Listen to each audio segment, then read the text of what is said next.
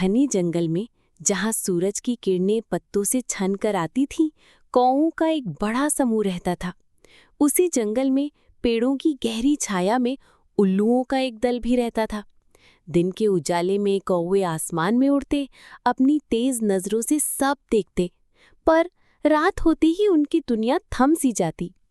वहीं उल्लुओं के लिए रात ही सब कुछ थी।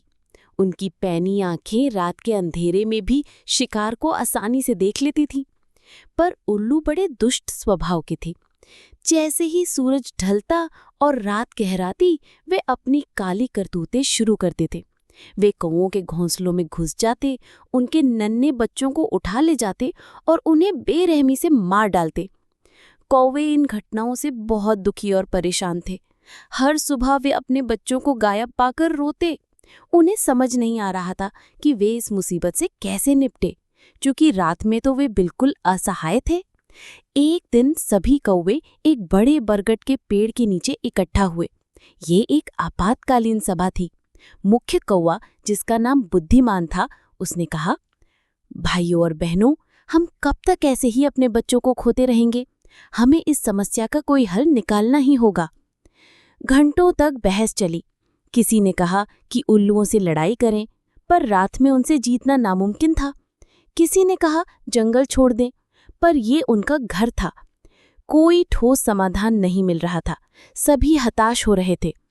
तभी एक बूढ़ा कौवा, जिसकी आवाज में थकान थी पर आंखों में चमक थी, बोला, हमें सीधे लड़ना नहीं है, हमें अपनी बुद्धि का इस्तेमाल करना होगा। अगर उल्लू रात के राजा हैं तो हम दिन के। सभी कौवे उसकी तरफ देखने लगे। बूढ़े कौवे ने अपनी योजना समझाई। हम सब जानते हैं कि उल्लू दिन में देख नहीं सकते और वे अक्सर अपनी आंखों को बंद रखते हैं या गहरी नींद में होते हैं। हमें इसी का फायदा उठाना है। कल सुबह जब सूरज सबसे तेज चमकेगा, हम उल्लुओं के अड्डे पर हमला करेंगे। एक युवा कौवा छट से बोला, पर हम उन्हें मारेंगे कैसे? हम उन्हें देख भी तो नहीं पाएंगे ठीक से। बूढ़ा कौवा मुस्कुराया, हमें उन्हें मारना नहीं है, हमें उन्हें इतना परेशान करना है कि वे खुद ही यहाँ से भाग जाएं। हम उनके घोंसलों में घुसेंगे, उनके अंडे तोड़ेंगे, उनके बच्चों को डराएंगे और शोर मचाएंगे। हम तब तक नहीं रुकेंगे जब तक वे इस जंगल को छोड़कर भाग न जाएं। अगली सुबह जैसे ही सूरज अपनी पूरी चमक के साथ निकला, कौओं का पूरा समूह उल्लुओं के ठिकानों की ओर चल पड़ा। उल्लू अपने घोंसलों में दुबके सो रहे थे। कौओं ने आते ही हल्ला बोलना शुरू कर दिया।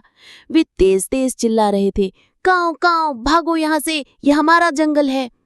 कुछ कौवे उल्लुओं के घोंसलों में घुस गए और उनके अंडों को तोड़ना शुरू कर दिया।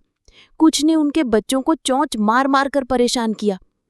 उल्लू नींद से जागे, पर दिन की तेज रोशनी में उन्हें कुछ दिखाई नहीं दे रहा था। वे अपनी बड़ी बड़ी आंखें मल रहे थे और दर्द से कराह रहे थे। उल्लू बौखला गए थे। उन्हें समझ नहीं आ रहा था कि क्या हो रहा है।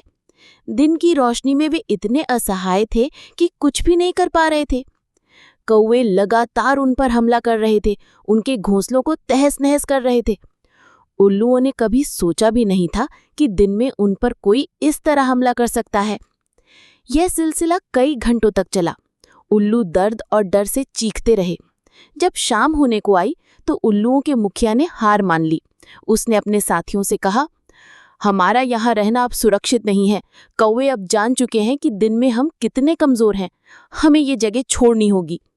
और इस तरह दुष्ट उल्लुओं का समूह उस जंगल को छोड़कर चला गया। कौवे खुश थे। उन्होंने अपनी बुद्धि और एकता से एक बड़ी समस्या का समाधान कर लिया था। उस दिन के बाद से कौवे और उनके बच्चे जंगल में चैन से रहने लगे, क्योंकि उन्होंने समझ लिया था कि हर समस्या का समाधान ताकत से नहीं, बल्कि सही समय पर सही बुद्धि के इस्तेमाल से होता है।